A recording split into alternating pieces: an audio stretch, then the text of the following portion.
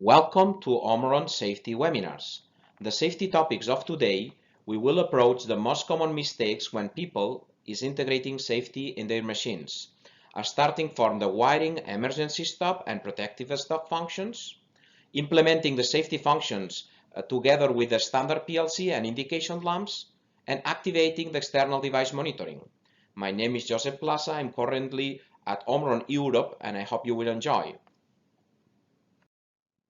Before to start, allow us to introduce our portfolio, which is based on safety inputs, safety logics, and safety outputs, and also all the services that you need to implement our products accordingly, and also to do the safety reviews. Let us start with the chapter of emergency stop and protective stop comparison. So what is the emergency stop? Emergency stop is a function which is intended to avert and erasing or reduce the existing hazard to persons, damage the machinery, or a work in progress.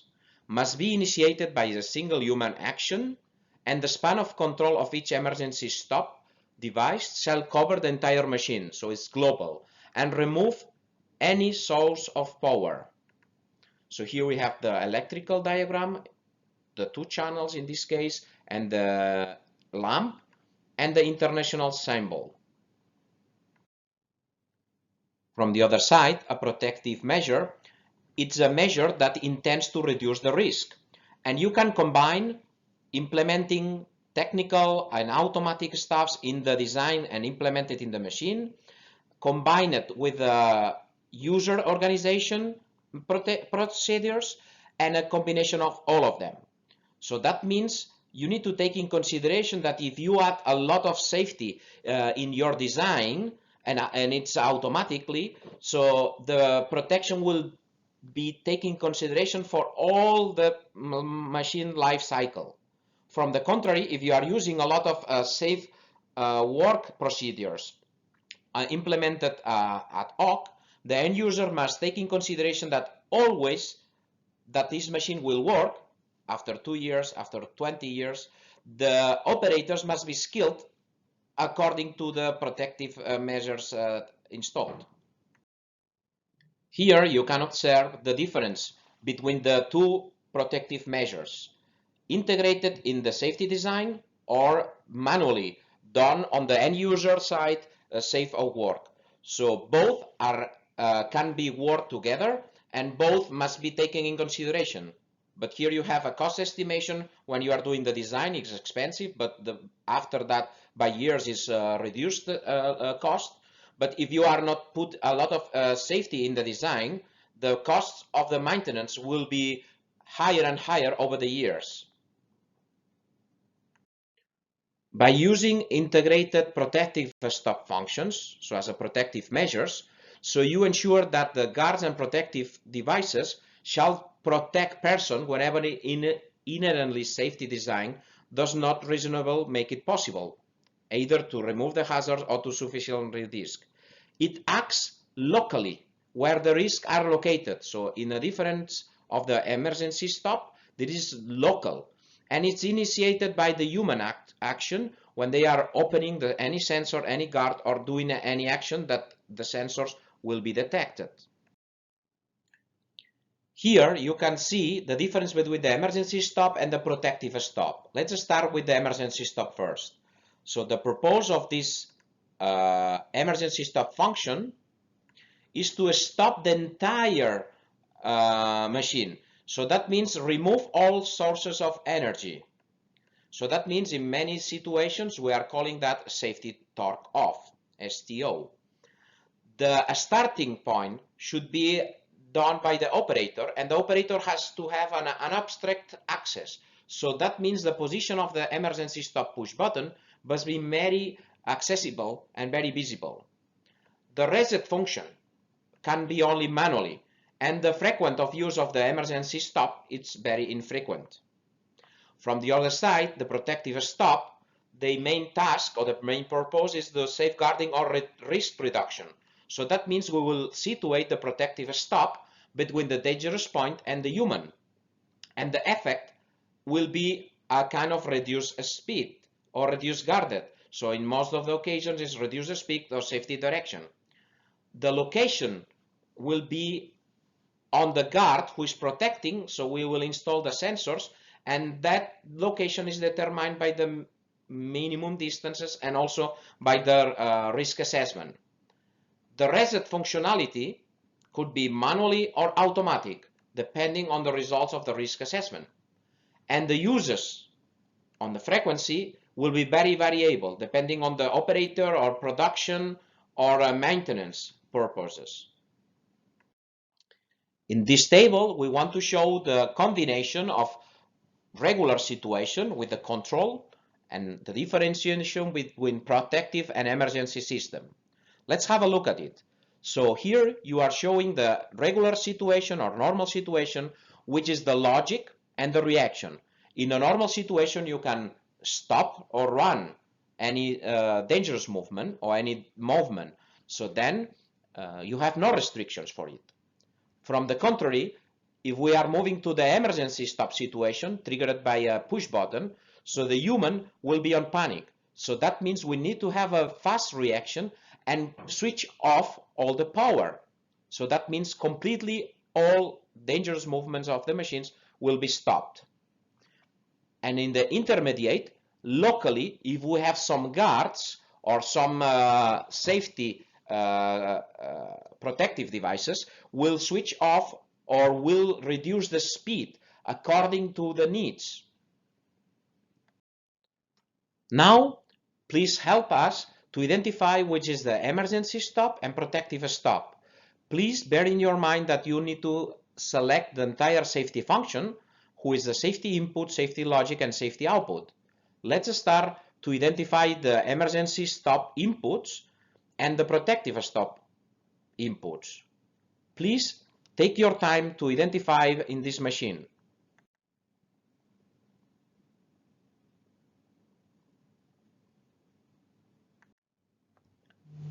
So in this case, the emergency stop functions will stop the entire dangerous movements. The safety emergency stop push button is located as a safety input outside, very accessible. The logic is inside of the control cabinet, and the output is stopping any kind of dangerous movements, wherever they are located. From the contrary, the protective stop will stop only the local functionality. Let's have a look here.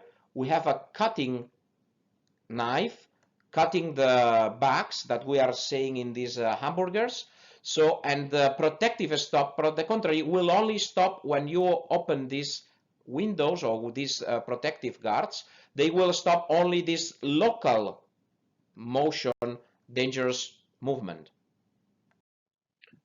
Following this example more in detail, we have three blocks displayed in blue. For inputs located outside of the machine, accessible for the machine operator, the logic regularly internally in the control cabinets, and the outputs who is a reaction, so something visible. So following the emergency stop circuit, input, logic, and output, the output in this case is stopping the motion by safety torque off, removing the power of all kind of energies. In this case, we will also activate the brake in order to stop the dangerous motion. For the contrary, the protective stop, activated as example for the light curtains, will activate the safety reduce speed or safety limit speed. So in this case, we are not removing the power. We keep the power, but by magnetic fields, we are reducing the speed in a safety way. Let's combine now the protective stop function and the emergency stop function on the module, and let's see which are the most typical mistakes that the people does. Let's look on the wiring mistake. So here we have the door switch, emergency stop push button, and also the safety module. How do you think we will wire that? The typical mistake number one is to wire that in serial connection on the same channel. So many people think that this is a correct wiring, and that's absolutely wrong, because you are mixing the protective stop with the emergency stop. Technically, it will work, but that it's not correct at all. Here comes the second big mistake, because many people think that the safety modules has two channels, so that one channel is for the protective stop, another channel is for the emergency stop, and that will work also. But of course, that is wrong. So please think about it a little bit. Which do you think could be the solution for the most common mistake, number 1 and number 2, for the protective stop and emergency stop? Of course, using two safety relay modules, one for the protective stop and second one for the emergency stop.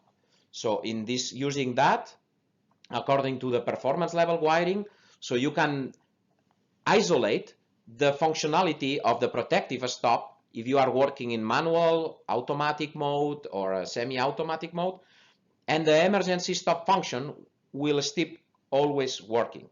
So this one is the correct solution, and hope that inspires you a bit. Now it's time to resolve your questions.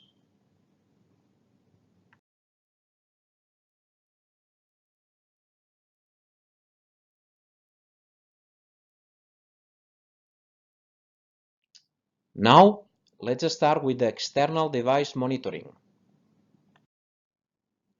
The external device monitoring, according to the ISO 30849-1, the safety-related parts of the control system, or category 2, shall be designed to that their function should be checked and suitable in intervals by the machine and the control system. The check of the safety functions shall be performed at machine start up, so when we start the machine, and prior the initiation of the hazardous situation.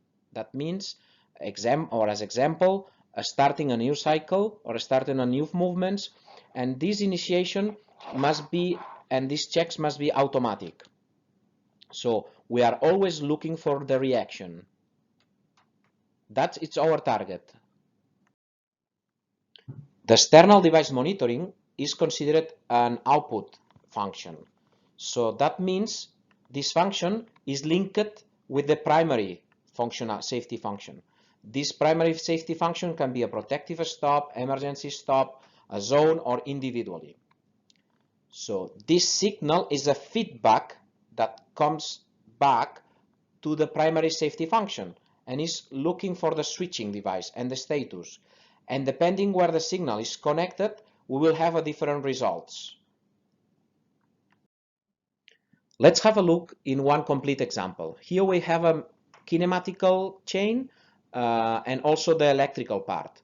Starting from the dangerous movement where the people can be injured, continuing with the gearbox who is transforming the energy, rotating energy from the input from the motor to the different relationship. If we are monitoring this part, we can have also some different value because the gearbox can be disattached of the dangerous movement and different values. And also from the other part, we can continue with the motor. Motor is converting electrical signal to a movement. And last part, but not the least, we have the contactors who are switching on and off the energy, electrical energy, and the safety module who is monitoring the entire system.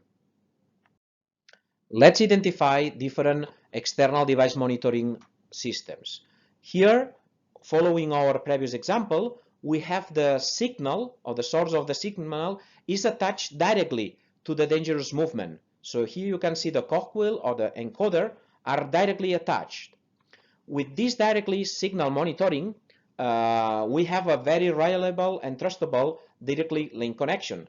So this EDM function managing the logic is providing a very trustable signal.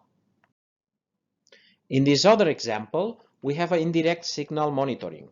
So we are monitoring the dangerous movement who is linked with the gearbox, who is linked with the motor, and this motor is linked with the electrical source, and we are having the information from the mirror contacts of the contactors, so very indirect signal. So this signal comes from devices who are mirroring indirectly, so that the signal is not very reliable. So the amount of devices between the dangerous movement and the signal source could be for many reasons unlinked. So this signal is changing, but it's not really healthy. Of course we can use it, but we need to add a lot of extra maintenance and a lot of tests in our regular testing for the machine. In this second example of indirect monitoring signals, so we have the monitor, the cogwheel, and the encoder are directly attached to the motor. So that means we have one step less than the previous example, but the points that can fail or the probability of failure of the motor linked with the gearbox and the gearbox with the dangerous movement, it's a little bit shorter or smaller than the previous one, but it's still a very unhealthy signal. So this unhealthy signal must be covered or adopted with a regular checks done manually by safety experts. In this case, the external device monitoring is a permanent signal. Let me explain. Here we have a motor who is moving or and attach and converting from electrical part or power or energy to a mechanical and motion. So we have in this red box, we have 2 voltmeters monitoring all the lines. So here we can measure the volts that they are using. Also in the same box we have toroidal signals, and these signals are monitoring and linked with amperimeters. So that means we are monitoring the signals permanently. So we know if the motor is moving or the motor has inertia, and with these systems we can permanently monitor these signals. And of course these signals can be transferred to the safety relay or to the safety PLC, and this safety relay or PLC needs to understand this kind of signals. This methodology is very reliable and trustable and very healthy signal. In this example, also we are looking for external device monitoring, indirect, but in this case we are looking for a sequence. So once we are switching off these contactors, we are waiting for a while until we have the feedback of the signals. So this is a sequence. First switch off, after that switching on. Sequential indirect monitoring. Let's continue with the summary of the EDM. So here we are showing the 4 different types. Some of these types need additional measures to be taken, but all of them are correct and legal. So direct signal monitoring, where the signal or the danger is created, we don't need additional measures. We can have a directly information of the situation. That's exactly the same with the permanently signal. As we are measuring and having a direct signal, so we are measuring and we don't need additional measures. Nevertheless, when we are doing indirect signal, like a mirror contacts, and we have an unlinked mechanical information, we need to add additional measures. So that means the initial check when the machine is started and regular check must be detailed in the operating instructions and in the maintenance book. Likewise with the sequential signal monitoring, because at the end we are doing a kind of sequence, starting from one point and to the other. So that means we really need to maintain this function together, the technical part, and together with the regular inspections. So that means you need to have in your factory, if we are supposed to be end users, we need to have in our factory skilled people to do this maintenance test and this safety test. Let's look for a very typical example on EDMs according to performance level E. Now you are seeing the 2 motors with contactors who are the power part, and these contactors should have a mirror contacts. These mirror contacts will be implemented in the safety circuit. In this case, we are linking them to a safety emergency stop module. That means the EDM function will be only monitored and linked with the safety emergency stop part. So in this case, only when the emergency stop push button will be pressed, this part will be monitored. So that means the number of operation or the number of checks is limited or linked directly to the emergency stop module. That's a typical example of performance level E. Or also we can monitor or we can link the ADM with the safety module of the guard of the right, or also the safety module on the left. So that if we change this EDM linked to the safety module, we can increase the number of operations according to each opening and closing of the guard. That is something that you must be aware and you need to think about it. Now, ladies and gentlemen, it's time for checking your questions. Can you help me to design a safety circuit for these machines? Let's go together and discover the most common mistakes to avoid in machine safety when you are implementing safety functions, combining with the standard PLC, indication lamps, etc. Let's take this simple machine as example. Here we have a brushing machine with two motors, left and right, protected with the front guards and also with the emergency stop. Here you can also observe indication lamps and tower lights to indicate to all the operators, and each push button will indicate you the status individually. In this example, we want to focus on a start-stop operation, power circuit, protective stop, guard left, guard right, emergency stop, reset safety function, external device monitoring, and also including the performance level. Let's start first and understanding what is the typical safety module internal functionality. Here we have a safety module, how it looks like internally and how it's designed. So therefore we need to take in consideration for the application and installation. First of all, we are looking for the safety inputs, channel 1, channel 2, T11, T12, T21st to 22nd. Secondary, the safety outputs. As you can see, we have a 13, 14, 23, 24, which is instantaneous contacts, and 37, 47, 38, 48 for the delay of safety outputs. And we have a logic and the power circuits represented here. Let's start for the power supply. So many people think that the power is not so important, but for safety it's very crucial. So everything is related and based that if something is wrong, we cut the power, so we power off. So we are working in positive logic. So if any error or failure, so we will switch off. That's the first.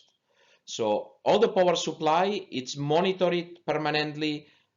So that means in this case, we have a range of minus 15% to plus 15 in the voltage. So we accordingly to the 24 DC. That's just an example. We must use as SLAB and PLAB, so separated or extra low voltage or protected extra low voltage. So that means in all the installation of these safety modules really need to have the correct protection accordingly to these installation guides. And some other warnings like not use DC voltage exceeding the rated voltage, because otherwise the safety module will not work. Let's continue with the safety inputs. So we can have a single channel device. So we have a power supply. After that we have a sensor marked with an arrow here. And after that we have a bridge with the connectors T12, T22. So that means we are working externally with a single channel. Or also we can work in dual channel, depending on which kind of sensor we are using. Electromechanical contacts marked with arrows. So we are using external power supply or internal from the safety module. Or we can have a special sensor like safety light curtains where we have the OSSD.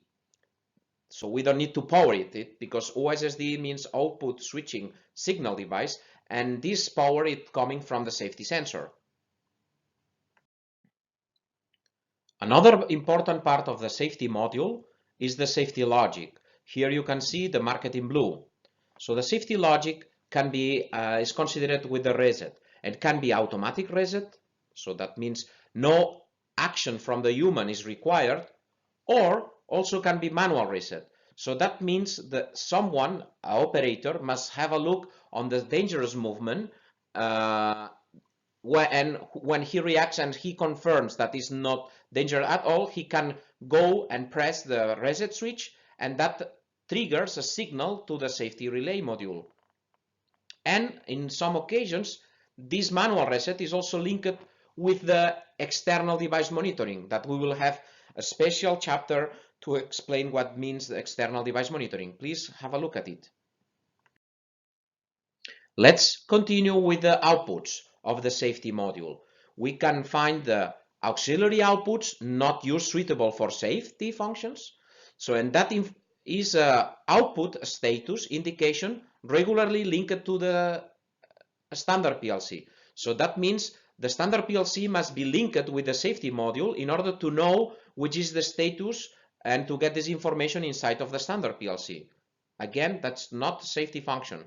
Or using the safety outputs. We can have three different types of outputs: instantaneous or delayed. And once of delayed, we have delay on and delay off according to the needs you have.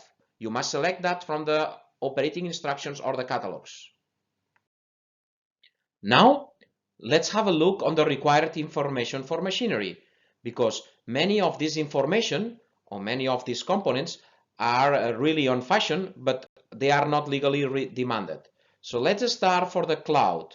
So the cloud has using a lot of components, and their duty is processing and sharing information and statistics. There is no legal requirement for that. It's just a market demand. Let's continue with the tower light. The tower light has the purpose or the duty of giving information about the status of the machine for multiple users. So that means this part is, yes, is mandatory for the legal requirements.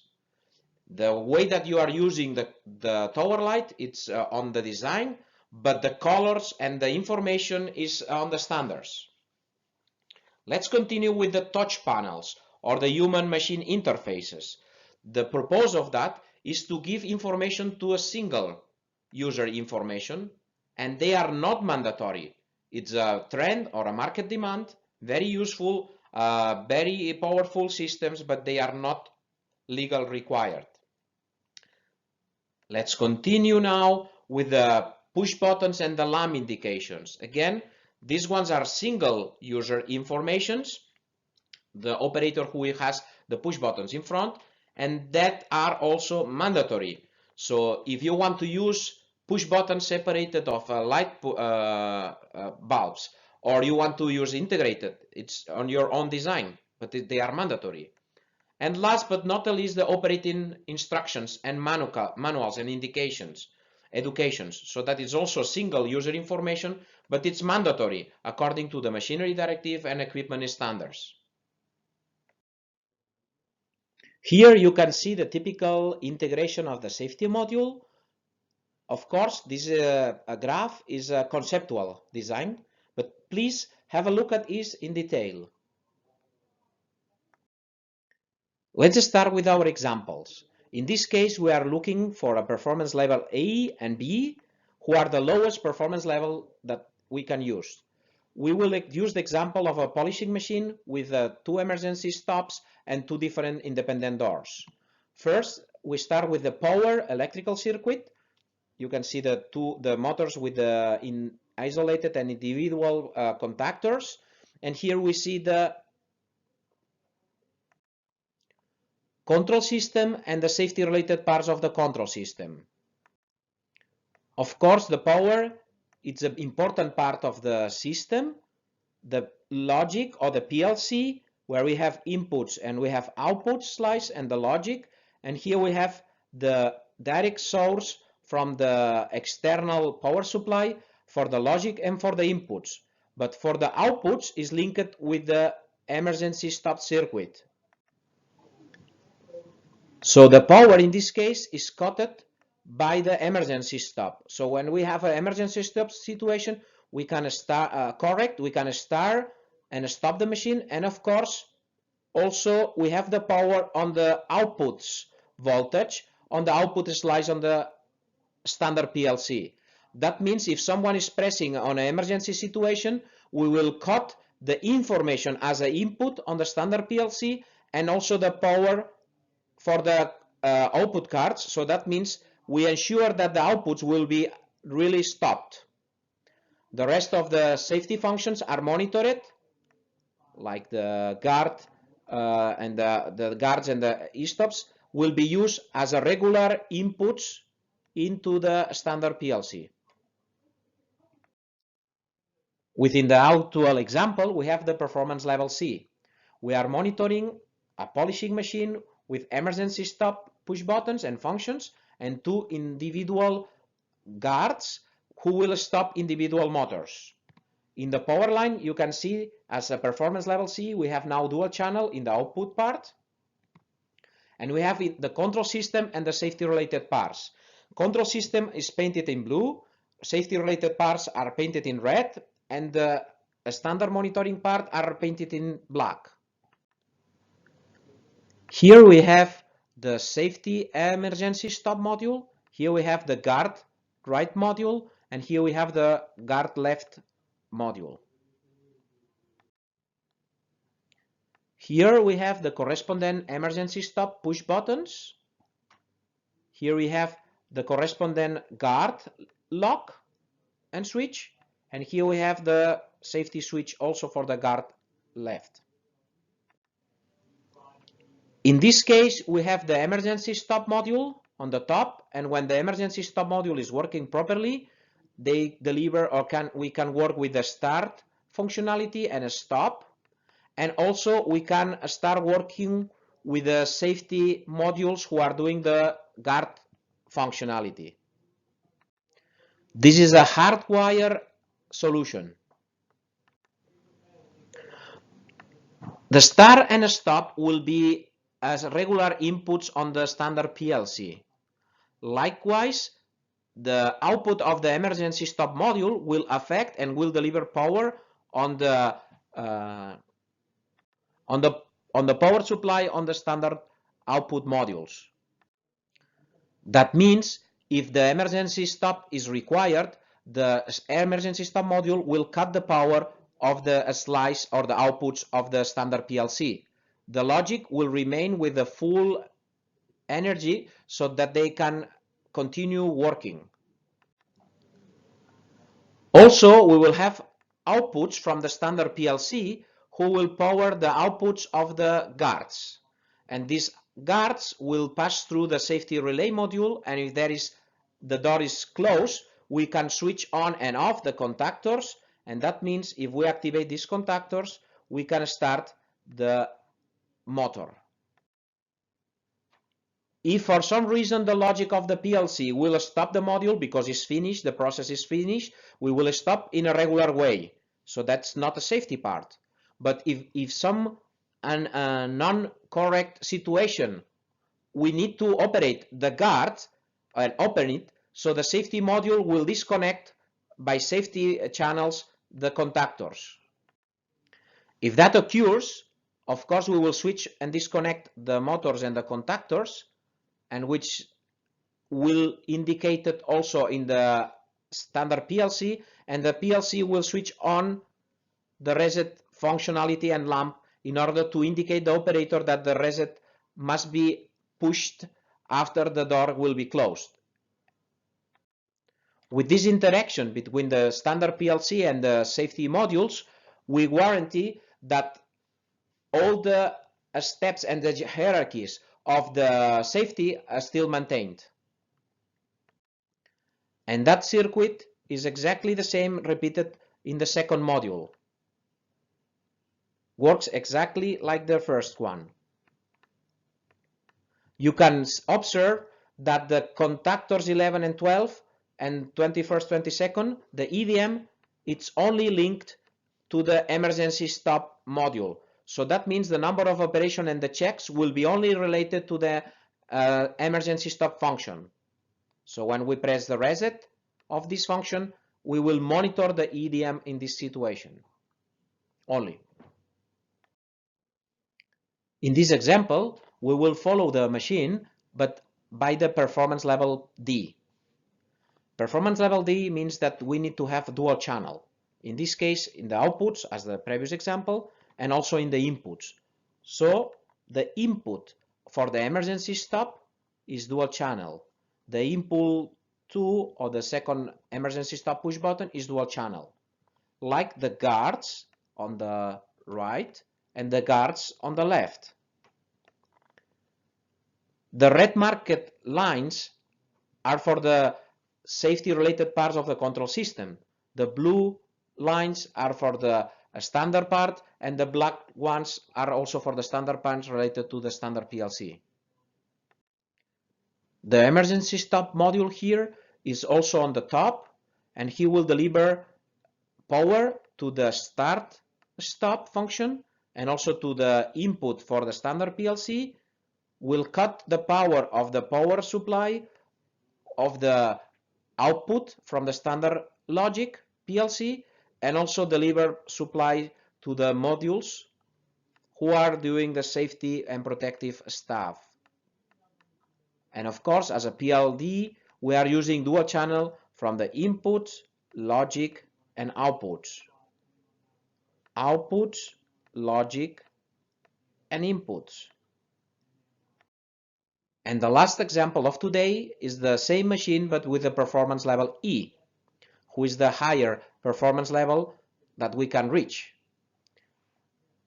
So here we have the power circuits directly linked with the motor 1 and motor 2, right and left, emergency stop module, who can operate with only a single push button with 2 channels, and these 2 channels must detect errors between themselves. So that means we must detect for performance level E the errors between channel 1 and channel 2 of each module. Same for the guard. We have channel 1, channel 2. In this case, we can have 2 different interlocks or the same switch. Depending on the design of the switch itself, you need to check that according to the operating instructions or the selecting in our catalogs.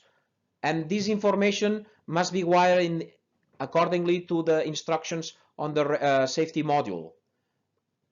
In order to fulfill the performance level E, we will use different channels, and the wiring will be monitored with test pulses or with different voltages. For all the examples, protective emergency stop, protective guard 1, or protective guard L. If there is no emergency stop situation, so the emergency stop is not, push button is not pressed, the reset function is pressed voluntarily, so there is no dangerous part, and the contactors already worked correctly, we will close the output on the emergency stop module. So that means the power to the stop, and to the input will flow, and also to the power of the outputs in the standard logic in the PLC, standard output, sorry. So that means also the relays will be on, and we can check or reset, open and close the door if that is needed, and reset the functionality for the guard. So that means the outputs will be on and off, and that means that we switch it on and off according to the logic who is installed inside of the standard PLC, because the safety is only monitoring the safety parts, must be fully integrated. And exactly the same for the guard on the left.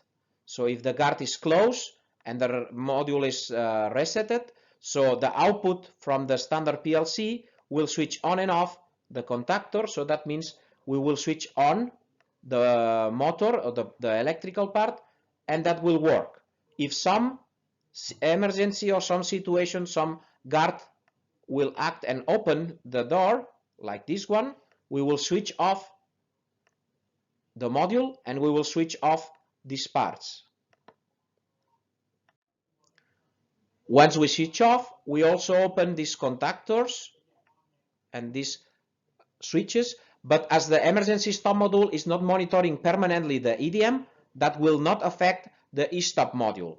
So after that, we can reset the module, close the door, reset the module, and we can continue working according to the start or stop functionality and the logic. And now, ladies and gentlemen, it's time for questions.